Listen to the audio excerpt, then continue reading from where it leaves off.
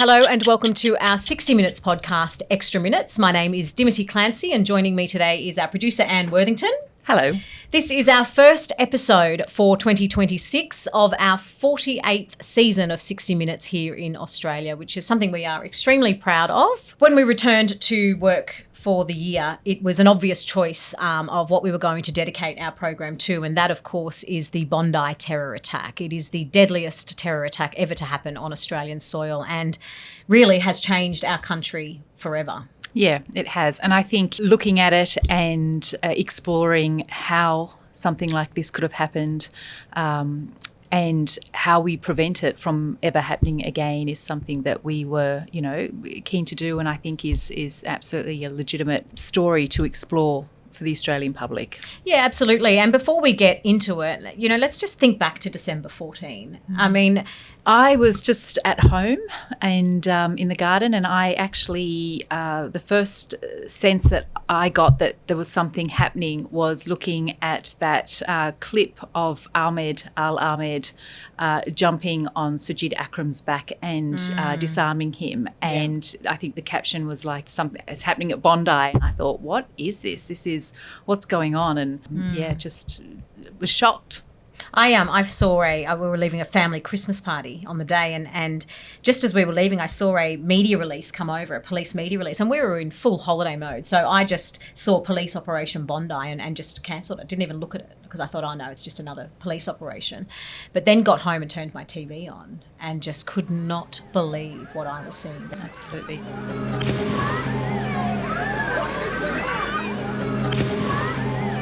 So we've been working really closely together since the start of the year, and it's been tough, and obviously, by no means as tough as anybody involved with that day, but just speaking to those at the centre of this terror attack has been a really interesting ride for the last few weeks. And I think the one family who stays with me, and I think is staying with every family in Australia, is Matilda's family.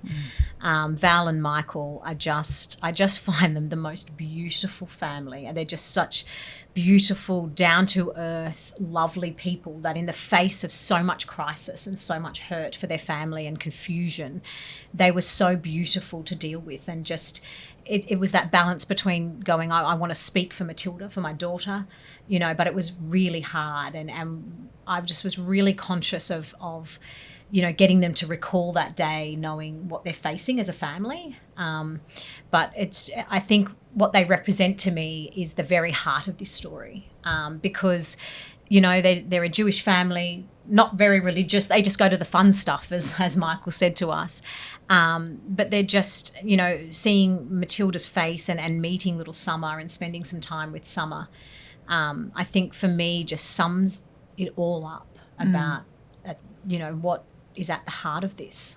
And I think, when we look back at Bondi, amongst the terror that we all witnessed was these moments of incredible courage. And for me, meeting Matilda's family, that bravery has continued. They continue to speak and to talk about who Matilda was. Just the courage of just trying to put one foot in front of the other and survive the day-to-day after something like this has happened, after they've lost their eldest daughter. But also meeting Matilda's older brother, Vadim, as well, who wasn't Which at I didn't even Hanukkah. know she had a brother until we met Vadim, who is just gorgeous. Yeah. And had a lot to say and is also feeling it as well. I mean, he wasn't at the Hanukkah by the Sea Festival that afternoon, but he certainly got the phone call from his mum, was there for the moment the doctors came out, and I remember him saying to me, the doctor said, I tried to treat her like my own daughter. But just such a beautiful family, and they're one of 15 innocent families who were caught up in the attack, and 40 more people were injured that day, and how many hundreds more fled for their lives, sitting around Bondi thinking it's a beautiful summer afternoon. It will just change all of us. Yeah, I think it's changed the fabric of Australian society forever. But learning how and why and preventing something like this from happening again is in everyone's interest. You know, I mean, it was a targeted attack on the Jewish community that evening, but I think, as we heard the Prime Minister say at the vigil at the Opera House, was an attack on Australian Jewish people, is an attack on all Australians. I think with Matilda's family too, just what was heartbreaking for me is knowing that the Hanukkah event is something that they looked forward to as a family on, you know, every year. It's an annual event that they'd been attending, and they shared photos with us of photos of Matilda at that event from when she was just a tiny little baby wrapped up in Michael's arms. And to think that they'd had so many years in that very spot of happiness and joy. Yeah. And for then that just to be taken away on, you know, when she was 10. But even that footage and that last photo that they had, that professional photo they had, when I watched that footage of Matilda at the Hanukkah festival, and when you look at that family photo, you just think, what an act of evil to rip a beautiful family like that apart, you know, and it, just, and can't imagine. They're so incredibly brave because they continue to speak out because they don't want Australia to be divided by this act of hate. They want Australia, the Aussie way of life, a country that they've come to from Ukraine. They want those kind of quintessential Aussie values to remain, and they want Matilda to be seen as a bridge between the Jewish community and the Australian community. It was those little moments of the day that we spent with them, you know, where Michael said, you know, they were talking about all the love, and of course there's GoFundMe pages and things, and they've had donations, you know, a lot of donations come in for the family, and he just said, I don't want the money. I just want to go to work, come home and pick my 2 daughters up from school. And he said, and that's who he said, I loved that. I loved that I just had a beautiful, normal family. I want to work hard for my family. I don't want any of that, you know, and I feel for Summer because I just think what she misses in life now, you know, and it might get emotional about it because she's a little girl, you know, I've got a 6-year-old at home, and the confusion in her mind is a lot, you know. You'll always remember families like that, I think, when you report on stories like that. And I know that since we spent the day with them, I've thought about them every day. How would you like everyone to remember Matilda? Like a light. She is a light that overcomes darkness. And innocent, you know, she was just truly innocent girl. As part of our filming, we did spend a lot of time as well with the community at the Bondi Chabad, who had been the organisers of the Hanukkah by the Sea Festival. And, you know, I think for me, spending time with the community and also being at the vigil at the Opera House, I was amazed by the community's resilience. You know, they talk about light over darkness, but just their resilience in the wake of what has happened. But also really, you know, Bondi. I think they've been crying out for 2 years, you know, and to hear the pain in their voice when they talk about that, when they were talking about those anti-Semitic attacks that were happening, and that, you know, them screaming out saying, do something. You know, so many of them would say that this was always going to happen. This was waiting to happen. You know, Alex Rivchin, he's a Jewish leader in the community, and he was saying that they couldn't have yelled it louder, you know, that like, please help us, do something, especially in that eastern suburbs community where there is a big Jewish population. I mean, his own home was firebombed, and there was direct evidence to show that, you know, he was personally targeted. Yeah, and anti-Semitism was in the lead up to this. You know, the ASIO boss Mike Burgess had said that it was the number one priority for his agency. You know, you had, and from something like Alex and the direct targeting of, you know, terrifying firebombing on his home, to Matilda's mum Valentina just talking about how she would have to, you know, hide her necklace, the Star of David, when she went out. I mean, having to hide her identity. And even Vadim, Matilda's big brother, said, I'm always very selective who I tell that I'm Jewish. Yeah. Like, that's what they're living with, and that was the fear. And then for Mick Willing, you know, a former police officer whose command once covered the eastern suburbs of Sydney, said the threat to the Jewish community has always been there, and it's always been different, you know, and you have to consider that in your decision making. You know, which then beggars belief when you hear things like there were 2 junior cops there at that huge festival. Absolutely. And I think, you know, whilst what happened at Bondi 14 was clearly a targeted attack on the Jewish Australian community, it does have a ripple-on effect to all Australians. Yeah, but then you know, we spend days with al-ahmed, you know, and what I loved about him is that when he agreed to speak to us, he said, I don't want to talk about religion and I don't want to talk about politics, because he, as far as he's concerned, he's a human being who just helped another human being, and that we should all help. And that's his message now. It was just such a fascinating insight into, you know, I think what they often call the fight or flight phenomenon. Yes. And you think to yourself, what would you do in that situation? And let's just have another look at that moment. Let's just watch it. Ahmed manages to wrestle the firearm out of the gunman's grip and forces him to the ground. I remember his reaction when I hit him in his head heavy, and I was screaming and swearing.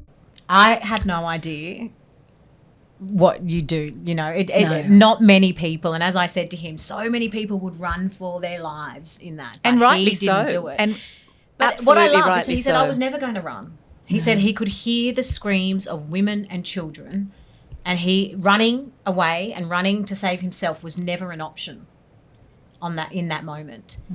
He said I just had to stop it because all I could hear was the screams of women and children and people screaming for help. And he was crouching down between those 2 cars. There is someone near him who could see Sajid Akram coming down off that bridge and was kind of giving him those cues, you Like know, saying, he's coming.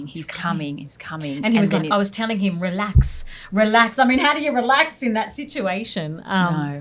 And he said, I just telling him, just relax, just be quiet, just relax. And then he said, he's coming, he's here. That's when it was chilling. It kicked in. You know, I think that's when it kicked in for Ahmed to go.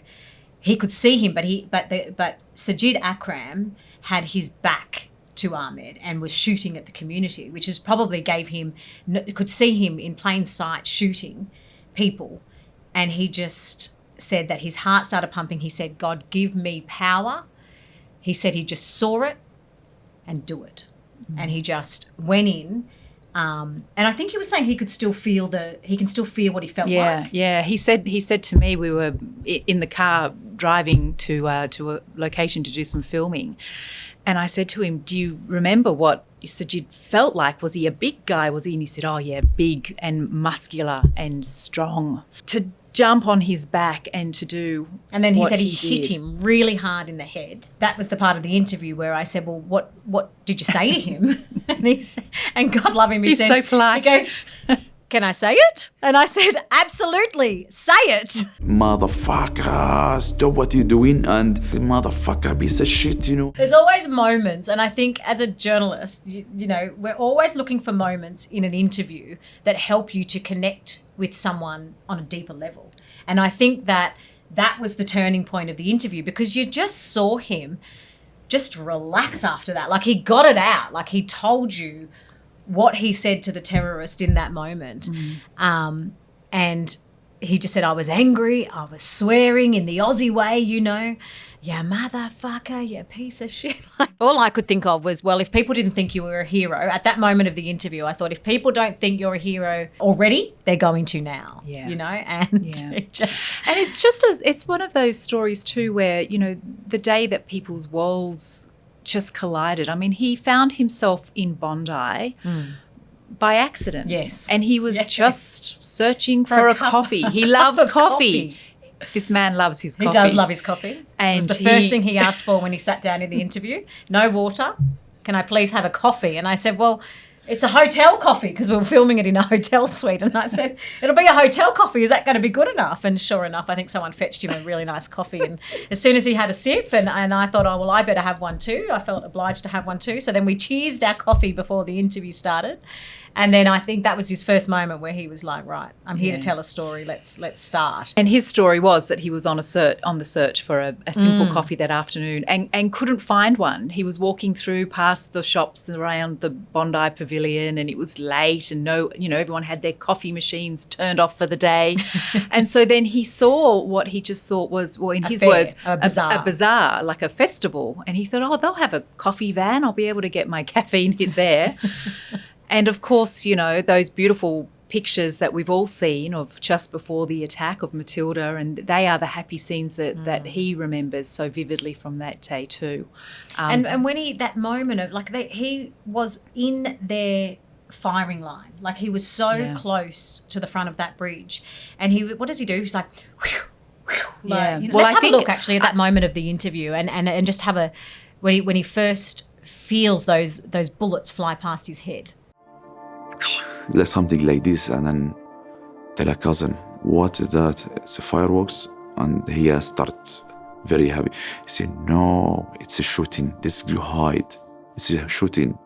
He was, I think at that point, still on the search for coffee and was planning on going back across the footbridge on his search. That's right. So he would have, if he didn't realise or they didn't start shooting when they did, he would have actually walked probably and passed them. And I think taking him back to Bondi, I mean, that was very hard for him and tough for him. Well, I think he was so obliging. When we were in the van on the way to Bondi, I said to him, do you reckon you've processed it? Do you think you've actually sat back and really thought about what you went through? Because he remembers every moment of that day. And he said, I remember all of it. And I said, but have you really thought about it? Like, have you had a moment to go, that was terrifying, what I went through, like, to really think about it? And it was funny because I said, are you going to be okay when we get to Bondi? Do you think, you haven't been back there. It's the first time you're going back. He's like, yeah, I'll be fine. And as we were kind of coming down the hill into Bondi Beach, he started just going, this is not how I thought it was going to feel. And he started shifting in his seat, and he's got his arm in his sling, and he's like, and he's looking around, and he got teary. And he said, I just didn't think this was going to feel like this. And I think for so many people, because of the nature of it, it's going to take some time for it to start digesting, because there's been so much fuss and rightly so, and so much love for everyone, and people have been caring for the people involved in the Bondi terror attack. But it's kind of now as life kind of starts to go on that those sort of things are happening, and the simple thing of going back to Bondi, I know I call it simple, it's not simple for him, but he didn't realise. And I think they're the little moments of realisation that people like Ahmed will have. Yeah. And it took him a while to kind of get his bearings almost in the park of the lay of the land and where I was that day, and I was over there somewhere. And then, of course, he remembered the tree, which he credits for saving his life after he did take the gun, and then what we think of bullet holes in it as well. But he also got overcome as well as soon as we got to Archer Park and where the festival was. He got emotional walking through there and saying that he could still hear the screams of those women and children. Yes. He was okay when we were kind of going through, and I think he kind of relaxed into it, but it was certainly confronting for him. And then, of course, we finish filming and we go for a little walk down Bondi Beach, and he can't go a metre without someone yelling out, thank you. Yes. Thank you. What you did was, you're a hero. If he was popular in Bondi, he was... like downtown Sutherland. It was, just the amount of children. Like it was just, it was Sutherland 3 o'clock. School was out. How's your arm going? Yeah, all right, suffering. How are you? Yeah, why not? He had a business. So before al-ahmed became a household name in Australia, he had a tobacco business in southern Sydney, about an hour south of the CBD. And he was working, just an everyday businessman, but of course, loved his coffee. We, if we were going to Sutherland to film with him, we were going back to his coffee shop, and everybody knew him.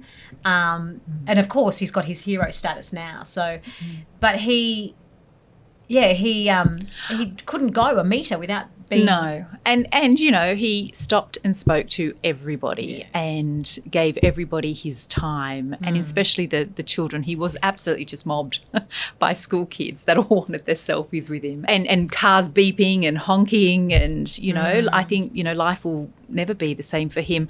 I thought one thing that was really interesting, because, of course, when Bondi happened and watching it, you do see that moment where he, places down the gun and he's putting up his hand. And he does talk about the fact that, yes, he didn't want to be identified as a gunman, with holding a gun, but he was also flagging to Naveed and Sajid Akram peace, which, of course, they didn't show any. Well, no, he then went on to get shot 5 times, direct bullets from Naveed Akram, who was on the bridge, as payback for trying to disarming his father. He said he said they worked so hard to get him, and they got him because of him trying to stop other lives being lost. And he is still in pain. Let's just talk about that. He's obviously got his arm in his sling, and he did this the whole time, which is like rubbing his left hand, and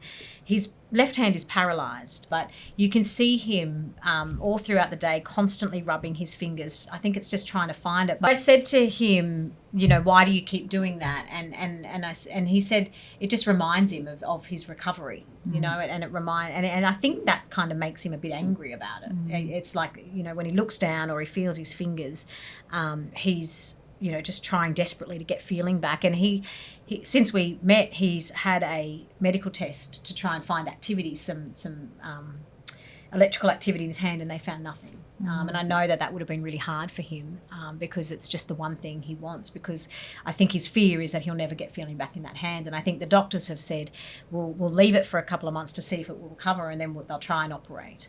And the other thing is, Ahmed still has 2 bullets lodged in his left shoulder. Which again I don't think are helping in his recovery. Doctors can't safely remove those 2 bullets. They can't safely get them out at the moment, and may never. And I said to him in the interview, like, what's that going to be like? And he said it's a constant reminder for him of the fact of what happened. He's still really quite ginger. Like when he walks, it's all very slow, and he, as soon as the pain relief wore off, he was worried because he just popped a couple of endone before he came to sit down, and he was worried that the endone were going to make him a bit drowsy during the interview. But I think he was fine. But at some point, the coffee helped. Yeah, the coffee helped, definitely helped. But at some point, the endone did wear off, and you could see the change straight away. He was like, I need my medication, and we're just getting back. There have been reports that some people from that day have been able to find forgiveness for what Sajid and Naveed Akram did that day. There was no forgiveness from Ahmed al-Ahmed. And I think what he said was the thing that makes him cry the most was thinking of little Matilda and her family, and her surviving sister as well. And he says they're the devil and hell is waiting for them. And them being Naveed Akram, 24 years old, sitting in Supermax jail, charged with 15 counts of murder and some 40 of attempted murder. And his dad, Sajid Akram, was shot at the scene, killed by police.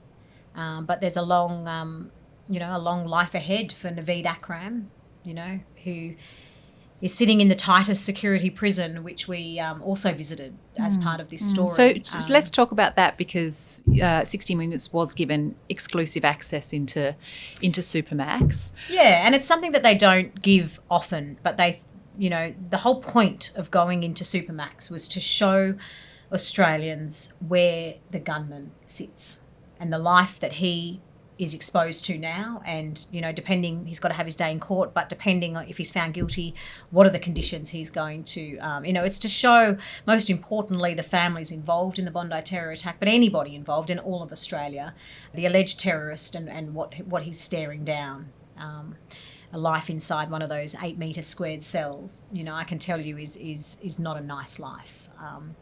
He's in Unit 7 of the High Risk Management Centre, Correctional Centre at Goulburn, and Deck 7 is reserved for the worst of the worst. And Naveed is sitting in one of those cells, and it was quite eerie going in there because it was quite eerie, like it was silent. You know, you walk in and you've just got, I think there was probably about 8 or 9 cell doors. And of course, he's got to have his day in court, so we don't want to jeopardise anything. Certainly the life he's facing in there is pretty poor. And if he is convicted, I thought it was really interesting that, you know, the kind of, I mean, it's tough no matter what, but there are tiers of toughness. And that really comes down to whether he is going to disengage and move away from his ideology. Well, it's risk, right? You know, it's what risk does he face? And so you've got really violent inmates in there, and you know, they're really the prison officers can't open one of those cell doors and know what they're going to be confronted with. And of course, you know, they're yelling and they're screaming and they're banging and they're kicking and, you know, I mean, spending an hour in one of those cells would be hard. So being confined for 18 hours a day, and the only little moment, the 6 hours you get outside, is a square of concrete with a cage over the top. And that is your only access to the outside world. Other than that, you are 18 hours a day in your cell. I've got a whole newfound respect for corrections officers because of, you know, especially the ones that work in Deck 7 of Supermax, because you just don't know what you're going to get each day. What mood, you know, little things like if they haven't had their phone call, if they don't like the food, or they haven't been able to see their partner or anything like that. And you really get, your liberties are really stripped back in that part of the jail. I know that for Naveed Akram, he's got extra controls. He's a AA prisoner. So he is at the highest risk restricted inmate. And that's because of his risk of influencing other people in the jail. He has, since he's been in jail, had no physical access other than the 2 officers that would approach him at all times. And the only way to reduce his risk and move to maybe Deck 8 or Deck 9 is by disengaging in his ideology. And for part of the program, we interviewed Peter Lowe, who has spent more than a decade working with young people who have been radicalised. And she's a firm believer that people can be de-radicalised. But I suppose a big part of that is working out how they were radicalised in the first place. And that is something that is still very much being pieced together by investigators at the moment, trying to build a picture of who Naveed Akram is and who his father is, and how they did go down the path to violent extremism. And we know that Naveed Akram first came to the attention of ASIO back in 2019. He was hanging out and associating with 2 men, Isaac Al-Matari and Yusuf Yuanat, who went on to be convicted of terrorism offences. He was associating with those 2 people. That is how Naveed Akram came to the attention of ASIO. And he wasn't a close associate. ASIO has been at pains to say that he wasn't a close associate, but he was mingling. He was in the same circle of people. And preaching on the streets in a street Dawah movement. From what we understand, attending the Al Medina Dawah Centre at Bankstown. So he was enough of concern that they investigated him for at least 6 months, is what we've been told. They deem him low risk. They say he didn't adhere to or intend to engage in violent extremism at that time. They then passed him on to the New South Wales Police and said, you know, this man's in your jurisdiction. New South Wales Police, their counter-terrorism cops in New South Wales, they do their own assessment. They investigate him and they come to the same conclusion, that Naveed Akram is low risk. After that, around 2021, they placed Naveed Akram on the known entity management list. And sorry, just like low risk is showing no signs that he was going to commit an act of violence. Yes, so just because he was not radicalised at that time when they assessed him, they did not deem him to be radicalised, neither ASIO nor the New South Wales Police. Yeah, so that's 2 investigations that came to the same, you know, and we're told as well that the officers for ASIO who conducted that first investigation, some of them are still working in the organisation, and that is playing heavily on their minds and their hearts. They have since then also reassessed their assessment and with someone independent, and have come to the same conclusion. Yeah, they stand by their investigation. And of course, you know, how he was dealt with at that time, what was considered, the nature of the investigation, that will all be examined in the upcoming Royal Commission. So he was deemed not a risk and not to be radicalised. And so what happens in that situation is that they're then placed onto what's called a known entity management list. And that list is designed for people like Naveed Akram, who have been flagged. They get categorised. So you might be high up on the known entity management list and you might be monitored every few months. He was obviously low risk. So he was obviously, you know, a low categorisation we can, you know, take from that. But then you might only come to the, you know, attention. You're not being regularly monitored. But if you got a parking ticket or you came to the attention of authorities, it might be like, oh, he's on that list. What's he been up to? Let's have a look into him. I think that is the way that former Deputy Police Commissioner and former counter-terrorism boss of New South Wales, Mick Willing, described it. I mean, he was one of the ones that came up with the idea. He worked with the country's top counter-terrorism experts to develop the known entity management model. And he says that was how it was designed to work. And it was really interesting how he explained why they felt that they needed that in Australia. And that was after being abroad in countries that had terror attacks, and the perpetrators of that had come to the attention of security agencies at some point, but were not deemed to be, at risk of violent extremism. And this is where Naveed Akram sat in this whole space. But unfortunately, he, after that, as ASIO boss Mike Burgess will say, they went dark to hide their plot. And regretfully, ASIO also says that the next time that he came to the attention was when, you know, he and his dad opened fire on the Hanukkah by the Sea Festival at Bondi Beach on December 14 last year. And I mean, it was surprising to me when Mick Willing said that on the known entity management list, there's just so many people. What was the number?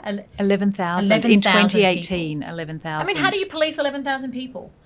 And how do you police their online activity? How do you, you know, well, if it's a father and son, you could be insular and planning, which is obviously what they did. No, you know, who knew about it?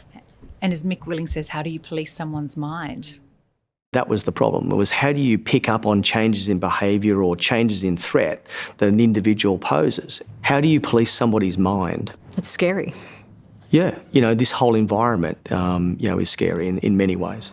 Peter talked to that point too. I mean, these are ideas. These are ideas and ideologies. And how do you change that? How do you twist that and turn that around? You know, how do you know someone's got those ideas? You know, and how do you convince them to not have those ideas and to change their idea? You know, and I think that she will argue that that's, you know, doing that and focusing on that is something more productive than new laws. You know, that our government, she's hate laws. Absolutely that early intervention. Now, back in 2019, ASIO and their New South Wales counterparts did absolutely find that there was no risk of violent extremism. I think Peter Lowe would argue that... If you got to him back then... Well, not necessarily that it's even the job for ASIO or New South Wales Police, but that maybe more resources need to be put in place to get people at the very beginning, you know, of their radicalisation path. Yeah. And that's obviously something that perhaps, again, you know, the Royal Commission will look at, and, you know, and these are all things that we need to be discussing as a country if we are going to see, you know, Australia not have another event like what happened in December 14th. And of course, that's al-Ahmed's message. You know, he just wants to now use his story and his experience to share that message of peace and unity.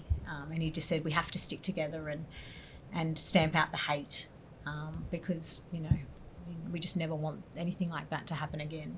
And that is the intent of terrorists, is to divide and make it an us and them mentality. And yeah, certainly, and that's something that Matilda's family also want as well, is that for, you know, the Aussie way of life to continue, and to make sure that, you know, the country isn't divided by a single act of hate and terror. Well, there's still a lot of investigation and process to be had. But Anne, thank you so much for Thank you.